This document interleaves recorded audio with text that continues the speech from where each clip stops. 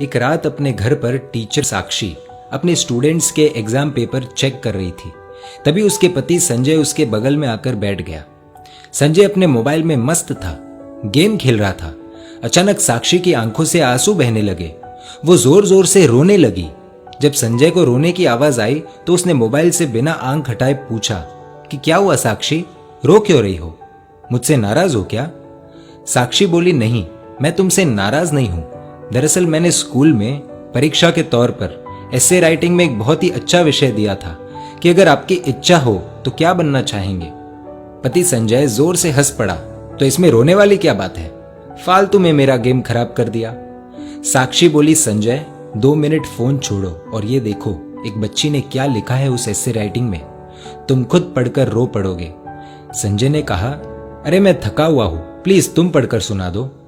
साक्षी ने आंसू पोंछकर पढ़ना शुरू किया। डियर टीचर, मेरा ये एसे राइटिंग मेरे पापा को ना दिखाना, वरना मुझे बहुत डांट पड़ेगी। मैं जब भी घर जाती हूँ तो मेरे मम्मी पापा मोबाइल में बिजी रहते हैं। मेरी तरफ देखने का भी बहुत कम टाइम मिलता है उन्हें। मोबाइल का इतना ध्यान रखते हैं वो, इतनी केयर करते हैं मोबाइल की।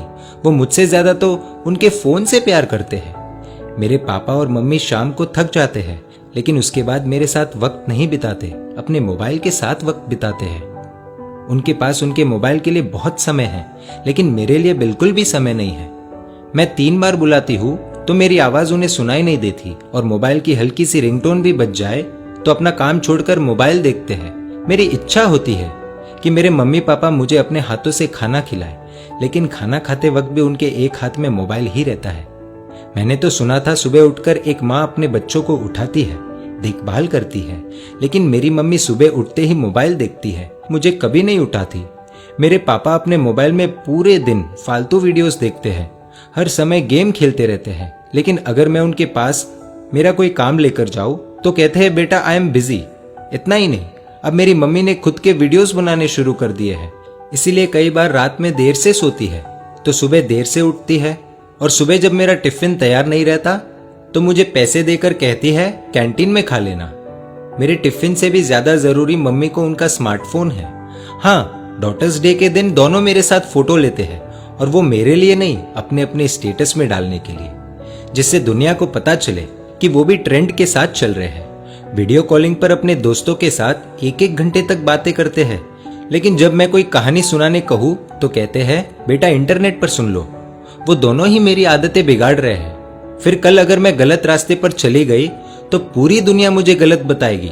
इसलिए मेरा हमेशा से सपना रहा है कि मैं भी एक स्मार्टफोन बन जाऊं। पूरे दिन अपने पापा के हाथों में रहूंगी, रात को सोते समय भी उनके आंखों के सामने रहूंगी, सोने के बाद भी उनका हाथ मुझ पर ही रहेगा। खाना तो नहीं मिलेगा, लेकिन हाँ, टाइम टू टाइम रिचार्ज होता रहेगा। मेरा पूरा ध्यान रखा जाएगा। मुझे खरोच भी नहीं आने देंगे। जहां भी जाएंगे मुझे अपने साथ ले जाएंगे। हमेशा दोनों की आंखों के सामने रहूंगी। संजय थोड़ा भावुक हुआ, लेकिन फिर से अपने गेम में लग गया और साक्षी से बोला कि ठीक है, अच्छा लिखा है, इसमें रोने जैसा कुछ नहीं है। तुम्हें इतनी सी बात पर रोना क्यों आ गया Sakshi? Be strong, come on. तो साक्षी ने कुछ ऐसा कह दिया कि खुद संजय भी अपने आप को संभाल नहीं पाया। साक्षी बोली कि संजय, ये ऐसे जिसने लिखा है वो अपनी ही बेटी है। दोनों के आंसू रुकने का नाम नहीं ले रहे। भागते हुए अपनी बेटी की बेडरूम में गए। देखा कि वो अपने मम्मी पापा की तस्वीर से लिपटकर सो रही है। ये दृश्य देखकर दोनों को रोना आ गया। साक्षी और संजय दोनों ने अपनी बेटी को नींद से जगाया। उसको उठाकर दोनों ने क्षमा मांगी। कहा कि बेटी, तुमने हमारी आंखें खोल दी, हमें माफ कर दो। अब से स्मार्टफोन नहीं, तुम हमारी आंखों के सामने रहोगी। पूरे परिवार के लिए बहुत ही भावुक पल था। दोस्तों, इस कहानी से आपको क्या सीख मिली, कमेंट द्वारा बताएं। और